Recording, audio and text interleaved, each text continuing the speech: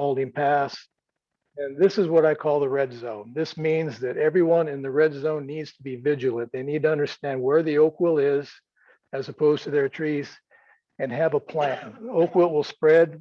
And if you live down here and you see oak wilt encroaching slowly one tree at a time, uh, it's important to be able to contact someone, a certified arborist, who can come out and help site where the oak wilt is and let you know what your options are and when you should be moving on it, because it has a capability not of taking one tree at a time, but I use the analogy that oak wilt is like letting water out in a closed room with a concrete floor. It doesn't just go very slowly. It takes entire groups of trees. It moves like fluid, and it will infect populations or groups of trees, and then slowly one at a time, those trees will start flaring. So it's something that you don't want to drag your feet on. You want to be proactive.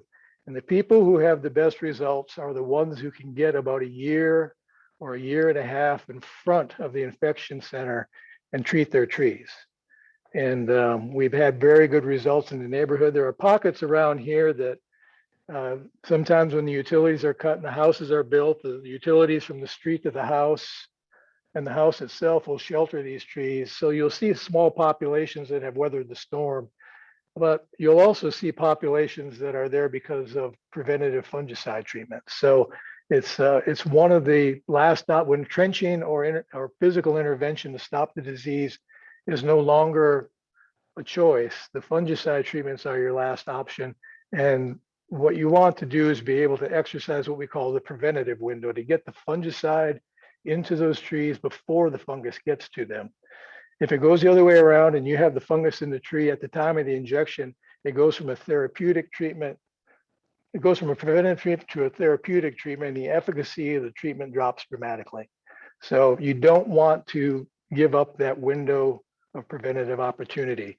And this is a spread zone right here that I estimate based on this of 2 to 4 years.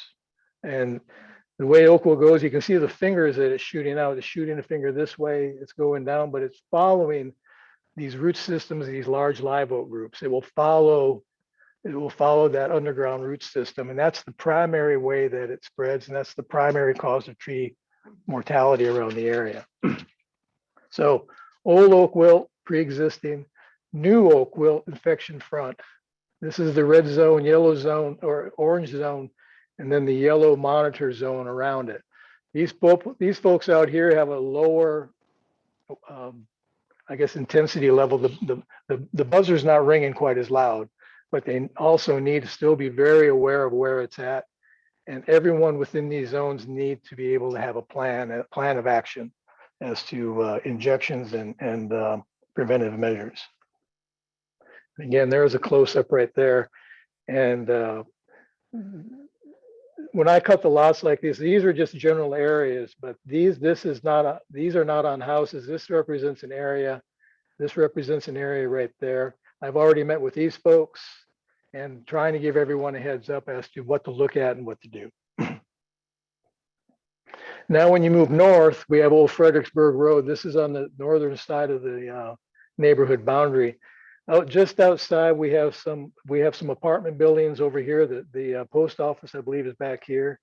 We've had some big trees flaring back here, and it put in here into if you have live oaks in and around this area, it's a stage of alert.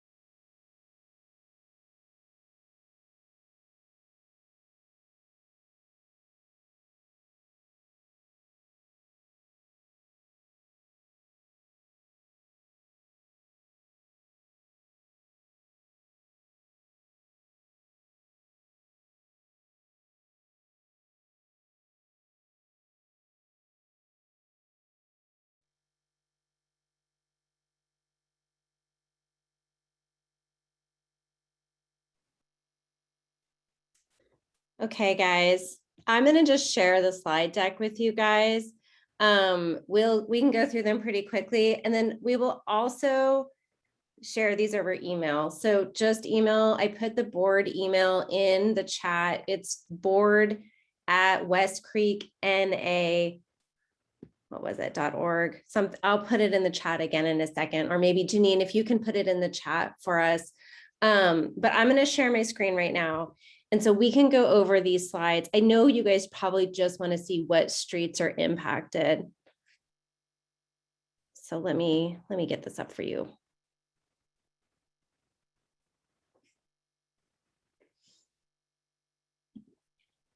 Okay. Can you guys see my screen? Yes. Thank you, thank you.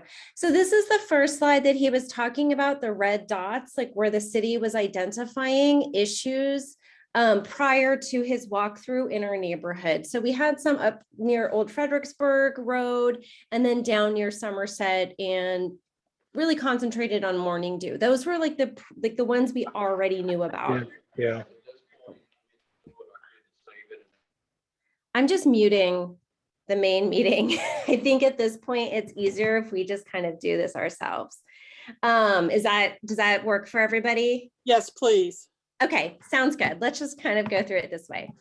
And then the next slide that he shared, this is those red areas. I'm sorry, I have to keep muting.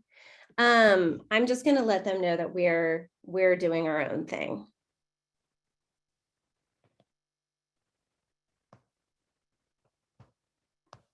Sorry, guys.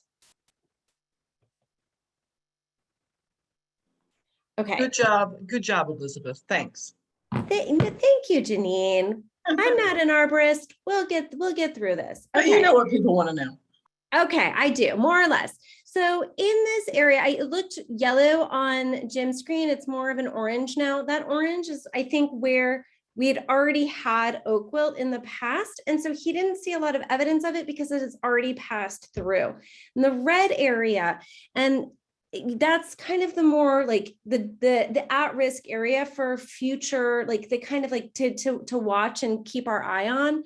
And that it looks like it's mostly Malding, some hill forest up until you get to Westcreek, and part of Somerset. And we'll again share these out if you guys want. We'll share these so you can kind of really zoom in on those areas. Elizabeth, there is a bright spot on Morning Dew. Yes. Is that an active tree? It's in a green area. Yeah, this one right there. I can put that question, or if you, Cindy, if you could put that question in the chat, maybe that our board members who are in the meeting can see that and then address that. Because that's an arborist question. Not qualified. And so the next one, sorry, friends, and I'm also getting tons of texts. The next one I think is just a more like a close-up of this various area. It's more of the same. It's just more and more like in depth on what that area is. Let me know if you guys want to see a specific area or slide.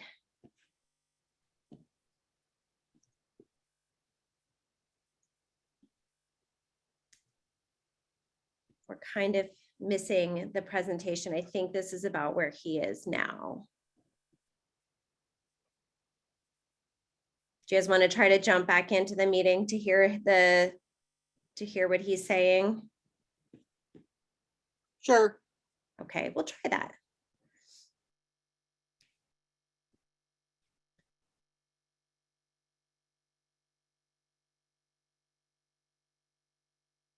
But again, I think where has it been, and then the area of proactive oak wilt prevention. The orange zone areas of relatively low oak wilt spread, active diseases already passed through, tree removals, fungicides, and replanting. I was looking at aerial photographs. The Forest Service makes available aerial photography, and you're able to compare an area over years. And you'll be surprised how the canopy disappears and then suddenly it reappeared again. And these were, there's a project called Neighborhoods. Did you all take advantage of that? Street tree plantings, free trees in the streets. And I see a lot of, that's a good question. Oakville.org has a list of trees. The important thing to know is there are different species of oaks that are less or more resilient to oak wilt than others. All oaks are susceptible, but there's a list of trees and you'll see them in the street. They're in the white oak group. They have showed excellent resistance to this disease. So just because it's a disease that preys on oak trees doesn't mean you can't ever have an oak again.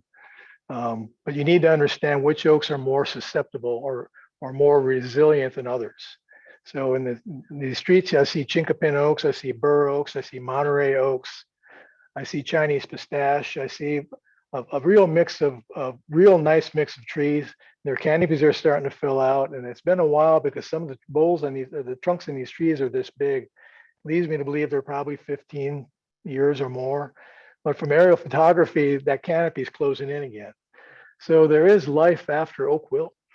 There is. And for a neighborhood to stand back and say we're not trenching, we're going to inject and try to save as many trees as we can. But removing and replanting for the future, I think, is maybe one of the most cost-effective ways of dealing with oak wilt in an urban area. And again, so far, again, even if you don't notice it, we're up and down the streets and take a look at these younger trees. They're beautiful. And again, once they establish, they grow quickly. And I think that's one of the most effective, cost-effective ways to repopulate trees in a neighborhood. Unfortunately, it takes a long time. And that's one of the things. So the orange zone, tree removals, fungicide replanting, continue proactive oak wilt prevention, and preach it to your neighbors too. Look at what needs to be removed. If you're pruning your live oak trees, wait till the proper times, February 1st to June, the end of June, and paint. Really simple preventative measures. For more information, TexasOakWilt.org. I'll make you scream it at the end of the program. So, but also, again, monitor for areas or pockets of spread in this area where oak wilt has already gone through, in case there's still an ember burning somewhere. And be vigilant about it, and have an early action plan in place if you have live oaks and you're in this area, to be proactive. And that's the key. Once you have a tree and oak wilt gets into it, your options are limited dramatically in the effectiveness of the treatments. The red zone is what we had talked about, areas of high spread potential. And I was going to say, in that red zone, from a period of now to probably 48 months, give or take, you're going to see groups of trees decline. And that's what you want to be able to get ahead of. Monitor for track location and spread is imperative. Make sure you know where it's at as in relation to your trees. And again, also have an early action plan. Have a trigger tree that you cite and you look at, and you know if this property or this tree goes, it's time to move. And a certified qualified arborist can help you with that as far as timing and treatments. The yellow zone, again, this is the outer barrier. This is the area of monitoring. It's not so much a burning issue now, but you need to have a healthy respect for what's coming your way to be proactive into the future. So the orange, red, and yellow zones will help guide you with that. Here are some helpful links. If you go on again, TexasOakWilt.org. Oh, I'm sorry. Yes. Yeah. According to the City of Austin GIS guy, it was yellow. You know, it's yellow on the screen until they print it. You're right. I'm colorblind. No, I'm not going to say. But again, it's that lighter yellow rim around it. It's a 150-foot barrier. And here you go. Here we're looking at probably 250 feet or 300. And again, it's surrounding those areas of concern. These are some links. You also find this in TexasOakWilt.org. If you go to resources, And we'll have all of these, including tree planting lists, everything that you'll need. The City of Austin has an oak wilt page, the Texas Forest Service, the International Society of Arboriculture, and texasconservation.org is a website that was put together, and it not only involves urban, but gives rural community landowners a source of information. But again, lots of information, but the number one stop would be right here if you have oak wilt or oak wilt concerns. And again, qualified arborist plan of action.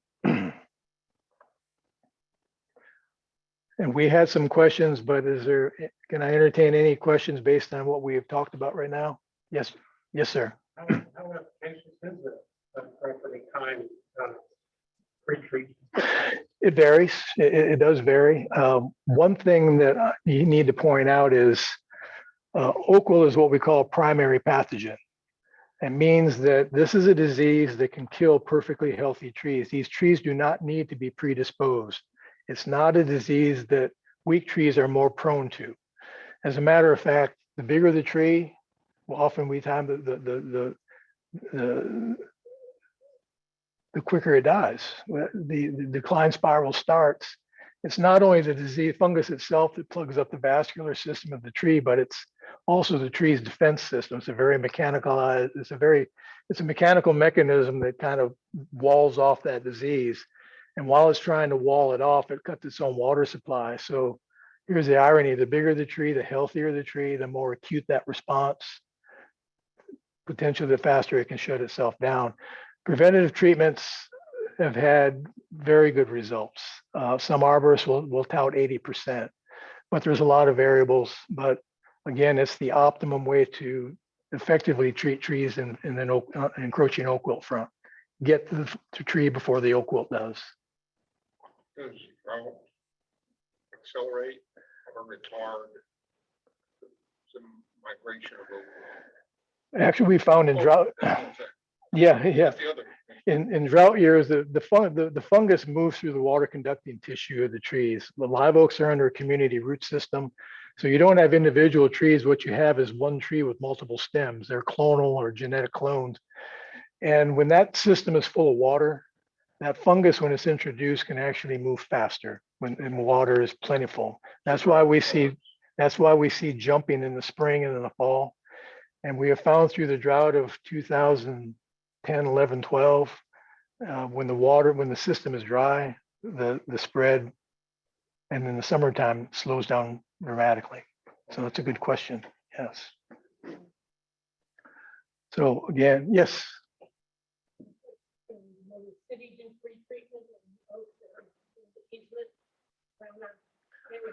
In the assessment, I identified a couple of items for the city in the right of way. One were winter killed trees, and the other were live oaks that were in relatively good shape or injection candidates.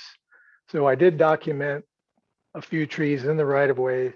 I'll turn in the report and they will do the follow-up assessment. And I believe they have a contractor. They have a vendor under contract that will go out and actually inject those trees in the right of way. So we'll have to see what the Urban Forestry Office has to say about that as far as timing. But I did document them and they will be submitted.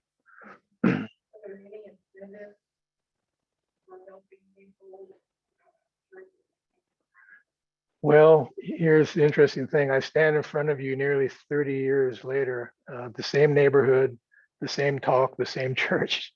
Carl, you were there too, way back when. And I find that incredibly ironic. But the interesting thing is since that time, there really hasn't been a lot of new tools. It's been, the advancements have come from people who have learned to use the tools smarter in better ways. And we know a lot more as far as proactive treatments and concentration and dosing. Nothing new, but be able to use that information more effectively. I guess when you say, are there resources, this is an interesting thing because since the inception of what we call the Texas Oak Wilt Suppression Program, which was a program that was put together in 1988, it helped landowners, the Forest Service administered it, the Texas Forest Service, and the city of Austin was a partner. And it would help private landowners through reimbursements, help recoup some of the costs.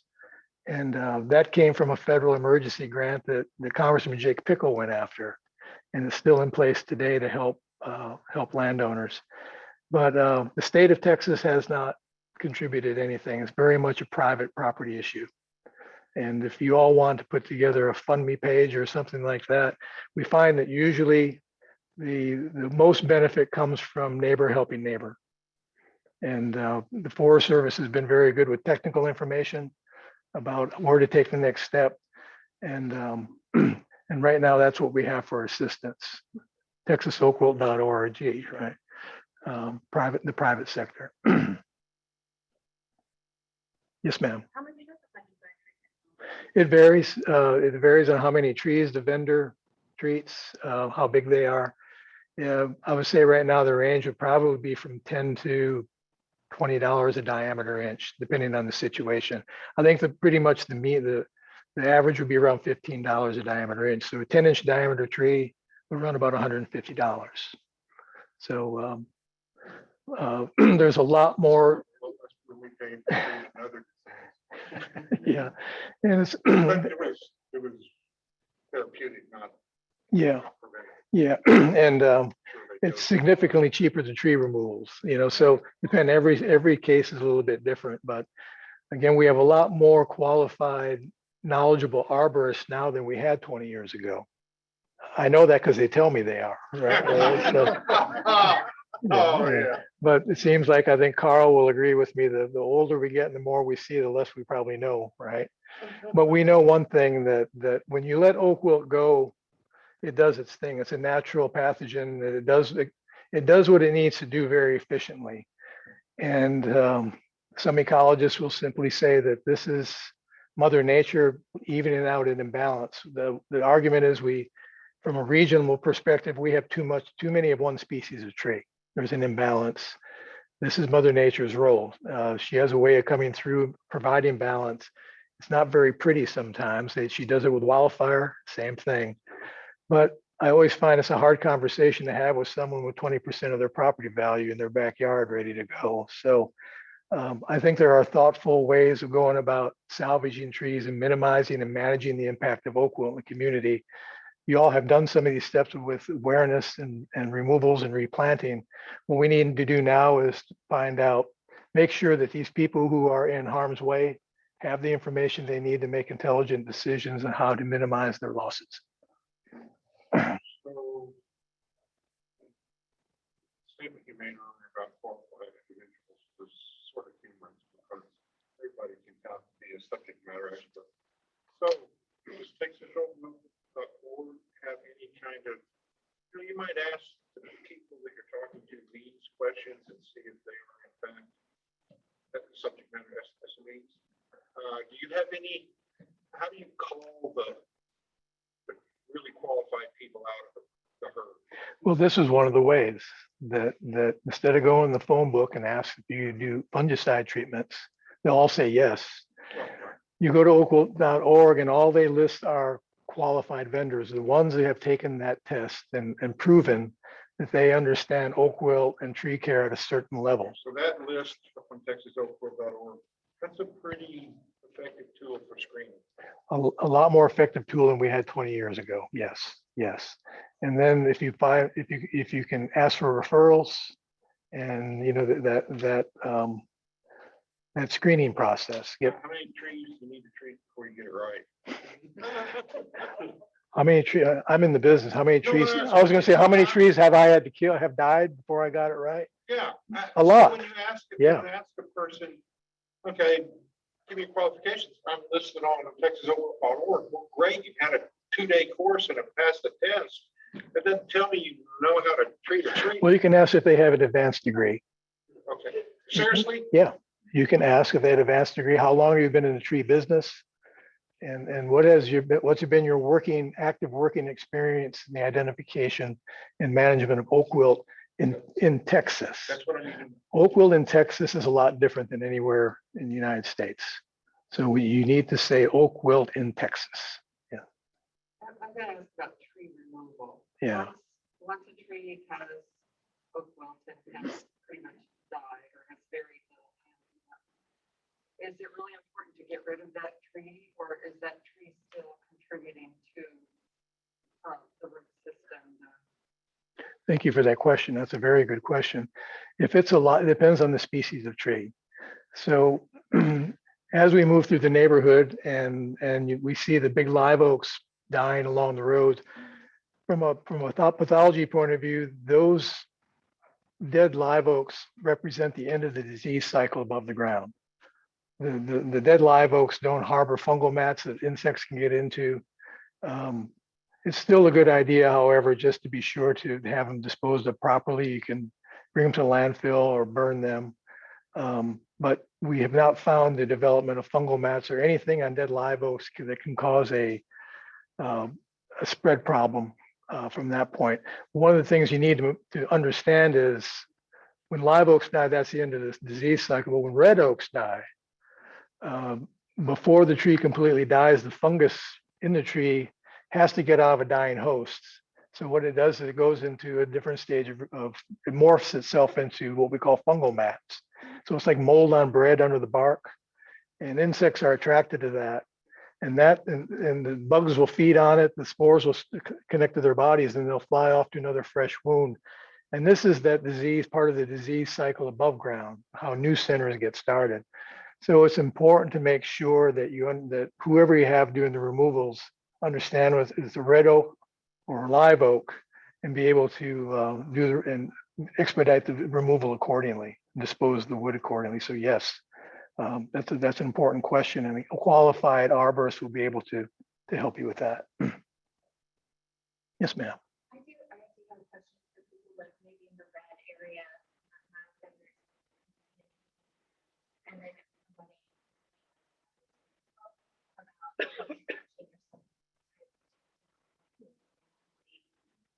by the way, what is involved in trenching? Like, how far are you gonna, like, little fire just came through and like that helps us, right? Eliminate, but that's No, the trench that was done way back when was done by a belt trencher that was supposed to go down 5 feet. I don't know whether that was 5 feet or not, but it sure caused a mess, I remember. But since that time, like I said, the machines have gotten better. Now we have rotary rock saws that can actually efficiently cut to 5 feet, 60, pretty easily. The problem in urban areas is the streets, the amount of backfill around trees. Traditionally, we found that when you send a rock saw down the street between houses, that it oftentimes doesn't get to the depth it needs to go. It's very cumbersome, and because houses are, close together, air conditioners, some of the trench placements are really compromised. So traditionally, we found that the oak wool trenching that we've done in the city, right, Carl, has been a real challenge. Oh, it's been more than a challenge. And it's been also very cost prohibitive. I was going to say Sidewalks, neighbors cooperating with each other or not cooperating and leaving a gap in the trench. yes. And so there are a lot of work. The city, Carl and I used to head up those projects, and right now, I believe the city has kind of moved away from coordinating those, so they have to be probably done by a private vendor. But when you look at an area like this, because of the magnitude of that kind of a community effort, and the cost, and what we have found as far as being the long-term efficacy of it, it seems to probably it seems to have probably gone to the bottom of the list as far as an option. Prevention, early treatments, proactive treatments, that I think is the key in this neighborhood. And if you all feel differently about it, we can talk about some more. All right. It's not off the table. It's just another part of the discussion. so what was the grant For this grant, for this right here, to hire me to come out and do a comprehensive assessment. Yeah, to put the map together and again, let you all know where the points of concern are.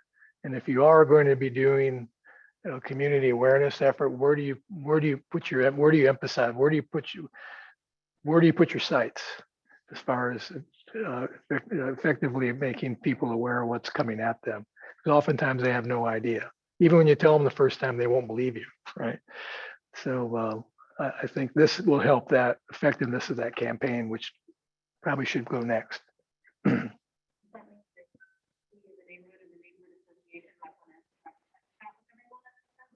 Well, you know, when we walk the streets, in these areas where we found oak wilt, we left the door hangers with information and my contact information. And as a result of those door hangers, I received a couple dozen calls, inquiries, and I've come back in the neighborhood and checked streets, checked houses, just because people were aware of it and they wanted better idea as to, you know, where is it and what does it mean to me? Why should I care about it?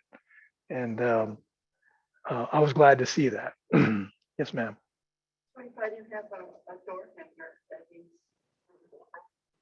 If you did not receive a door hanger, if you, where do you, are you in the orange? No. Or are you back here? Where morning dew. Well, if you were in the area of morning dew and Oakville has already passed and the oak trees are gone, is it still there? Okay, well then you didn't get a door hanger. Okay, well, you need to, if you can talk to me afterwards, we'll take a look at your address. And, but again, Hangers went on the properties, the doors of the properties where you observed Oakville and the adjacent property owners, right? It didn't spread all over the whole street. right, when we found these hotspots, we put door hangers out to houses maybe 2 or 3 houses away. Yeah, so if you live further than that, away from an active oak wilt center, you probably didn't receive a door hanger. You didn't either. But again, you're at the meeting here and I'm glad. Thank you for coming. And if you have, Still in the active spread area, you are still at risk, even though you're not at imminent risk. yes, yeah. If you have live oaks and you are in morning dew and either you are on the edge or in an area where Oakville has already moved through, I think it would be a good idea to talk to someone just to be sure. My house backs up to Fredericksburg. So you're, There's an office complex behind so you're way up here? Okay. All right. So I think you may be out of the alert zone. Possible, is that right? Yeah. So you're in the monitor zone. If you're in the monitor zone or even in areas of the orange zone, if you're not immediately around trees that are actively dying, you didn't get a door hanger. So I don't think you were missed. I think you were out of the high intensity area, but I still think it's something that you need to look into if you have healthy live oaks. No one in my little street has lost any trees. Okay, I've seen a whole bunch of staples that were. so you're up in the north end of morning dew. Okay, all right. But I have a block from Canton Elementary. Okay, okay. So you are in the monitor zone. Yeah, yeah. You're in the monitor zone and you would not have received a door hanger. We handed how many? We ran out. we put out quite a number, especially up and down morning dew. We handed out quite a number of them. So and again, we operate under the guidelines of the city. And again, we were limited or encouraged only to go a couple houses on each side. They say 100 feet. I think actually John, we went a little bit further on a few of them, didn't we? So, yeah. I have a list of all the houses that got a door hanger. And that's going to be handed to the city along with a report. And Rita, you've got a copy of all of those, of the report and the tally sheets. Yeah. And the tally sheets are what I used, I mapped, but again, everyone that received a door hanger hit the tally sheet. So there's a record of who was made aware where the door hangers were. And then a comprehensive update with the city also showing the activity of Oakville and other things in the right of way. And everything else that we did as a part of this thing was kind of, we did on our own. So we walked up and down the right of way and peeked over houses and around cars and kind of took what we saw and also took what we knew at the time. Yes, ma'am.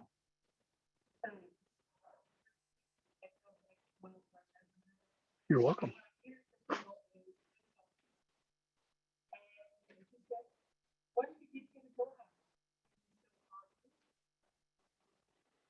If you'd like, also, again, texasoakwilt.org. I'm available, but I'm not going to stand here and take work away from my brothers and sisters either. So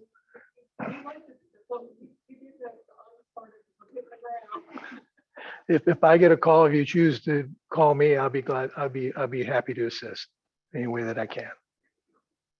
Yes, ma'am. If you're in the yellow zone, or like across the street from sort of nearby.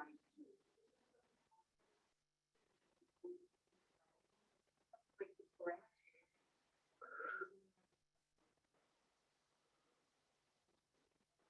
In a few years, then there's a good chance that it comes. How do you know? Well, I was going to say, if you are in this area right here in the red zone, okay, Yellow. you're in the yellow zone. So you're-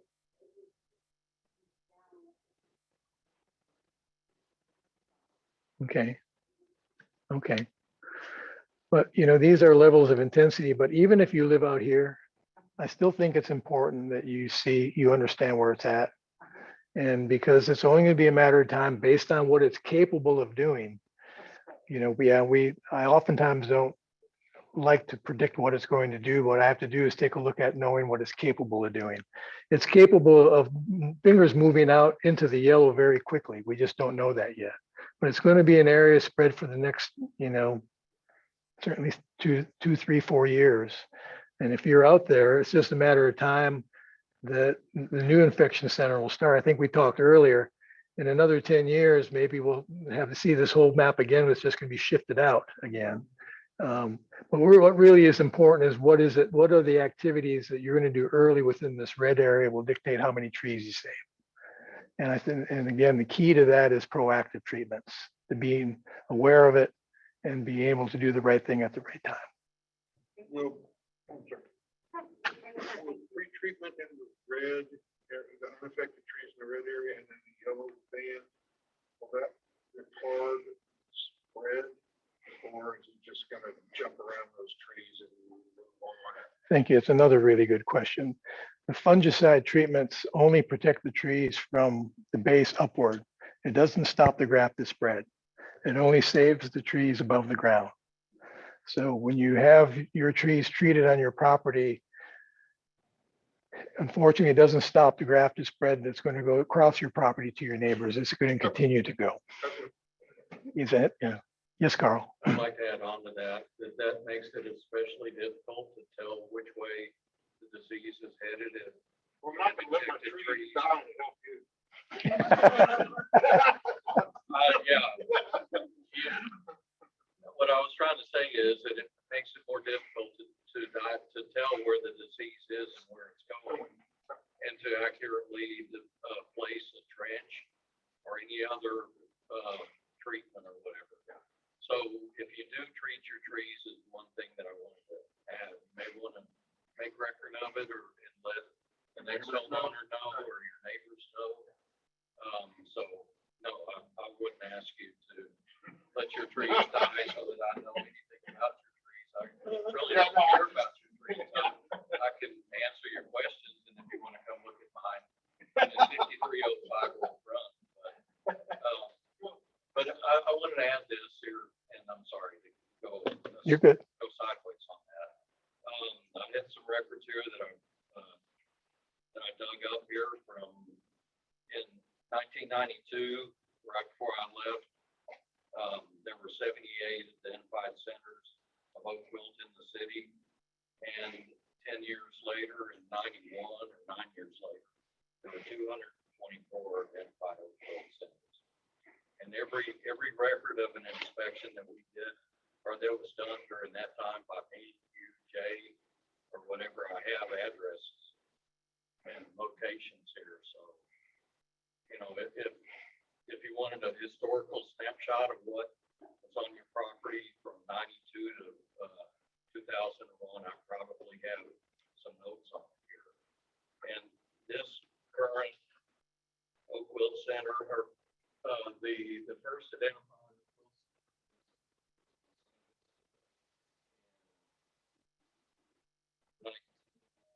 is when it was identified. Yep, that's the one we worked on. Yep, yep.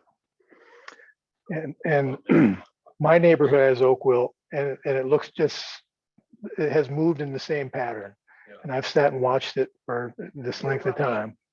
I remember seeing a lot of, I think, I was like 70, 15 stones. And I remember seeing a lot of trees down.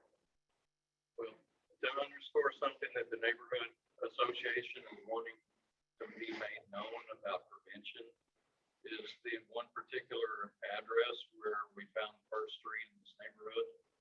The gentleman admitted to hiring somebody to trim his trees in April. And they didn't trim any, they didn't paint any in the wounds. And that was after we found it on his property and neighboring property. And even at that, I mean, just this past spring, I advised one of my neighbors about how to prevent oak wilt, how to care for his tree. And I saw him hire tree crews, bringing his big live oak in his front yard in April. Mhm. And it's kind of like frustrating to, provide that information as a favor and then find that they went ahead and did what they wanted to do anyway. So if you see people pruning trees in the springtime and not painting, this was something very difficult for me and for you to be the oak wilt police, but you may want to go out and say, hey, you need to be aware of this and you need to probably reconsider. And it's probably by that time already too late if they have somebody who doesn't know.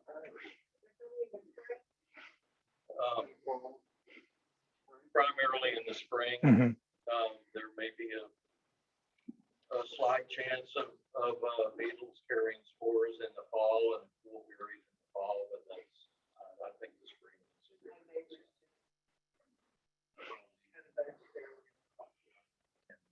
thing. You made a good point about making it aware of who injects their trees and who doesn't because of detection. And Rita, when we were walking, we were looking at live oaks that were in the middle of these centers, just to be able to see a tag on the tree to let me know that that tree was treated with fungicide is invaluable for efforts like this.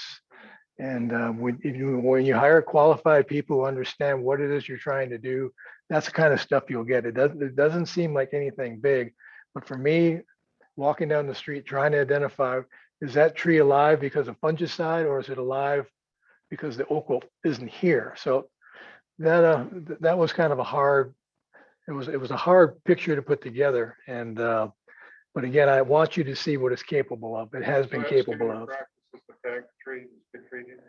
I think on reputable vendors, they will do it because they want to keep a record too, where they've been.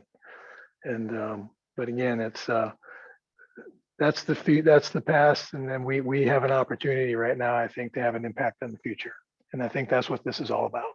So, yes, ma'am. So, as part of the program that they're doing to have qualified people, they're not required to report that in, that treatments have been made in areas. So nobody's keeping track of that anywhere. That's mind-boggling. Well, there's so much of it happening, Yeah.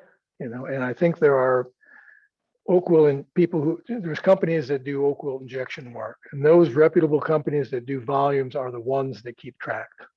They can go way back, and Yeah. the ones that kind of do a little here, do a little there. I'll do some tree trimming today. I'll go do this injection tomorrow, and those are the ones that really don't take the time to monitor, document. So that's one of the questions you want to ask a vendor is, what's your track record? And how do you know? When they say they have an efficacy rate of my injections of 80%, ask them how long they've been in business. How do they know that? How they document it. Yeah. So, yes, ma'am. I have another question that you can do. And they said if I have to open next door, is it safe to trim my trees now? if you have oak willow trees next door, the thread is going to be through the grafted spread of the roots, through the root systems. But if you have an unaffected tree, any time of year, it's important to follow the prevention pruning, the oak willow prevention pruning protocol. The heat of the summer or the cold part of the winter, sterilize your trimming instruments with Lysol and use tree wound dressing. Really simple. Because all it takes is that one tree. Tree dressing on all the little like oak. We have to start to graft and cut this 1/4 inch oak still. Dress it I would say the bigger ones merit those. 1/2 inch, 3/4 Sure, inch, sure. 1 inch. The- 2 inch. the-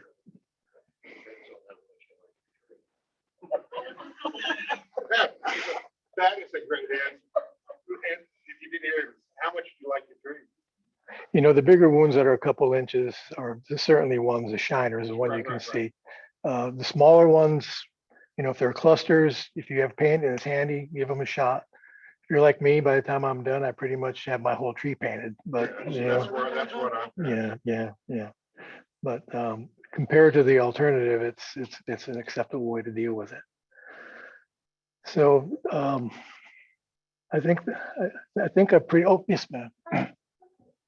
Curiosity, I live on the green belt, and so I used to worry that those trees, that the oak willow back there that was spread. I mean, I understand it's spread is great. It's not being trimmed, it can't, it's, you know, but it has the advantage of not being, those trees have the advantage of not being trimmed, and thus, you know, the spores can't enter as easily if someone's not spraying those trees and all, but I guess there's not an increase in chance of having the oak wilt spread through. Well, the spread is, I think the way that you're going to get challenged from oak wilt from the green belt is typically through grafted spread. Somewhere, it may not be close, but somewhere along the line years ago, someone may have done that pruning cut north of here and it works south. And Lord knows north of us, physically right here, there's oak wilt. Carl, we spent a lot of time up around the area just north of us. So there is an oak wilt complex as you go through here that's through grafted spread. So even though the tree doesn't acquire oak wilt from an insect, it can acquire it from neighboring trees through the graft. So when you do live up with the green belt, you want to be able to identify it there too. Because we've had projects where the green belt was neglected and up came oak wilt right up the green belt, where the bigger trees are in the deeper soil and the water. Oftentimes is where oak wilt moves and how it gets into areas. So that's a good point. Yes, ma'am. Hi, sorry, another question. The person would like to know if you made it to the south side of the neighborhood, like Yellow Rose area. Yes. Barbara Huffman and I burned that up. Yeah. Are there any questions that we need to answer?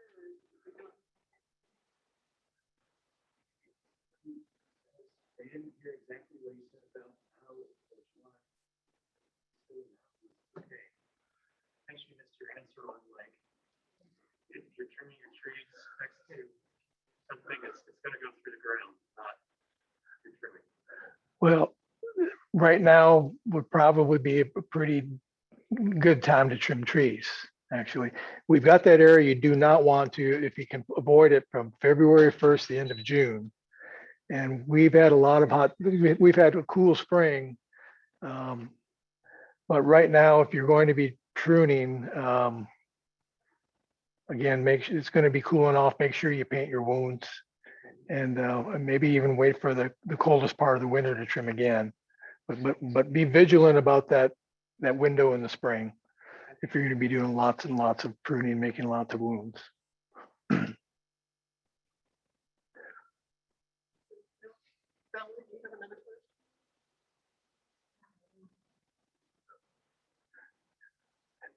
Have you all had supper? You all are low on blood sugar. I can just see it. But thank you for spending time with us tonight and looking at the survey. And then we'll go from here, right? Yep. All right. Meeting adjourned. Thank you so much. Thank you, Jenny.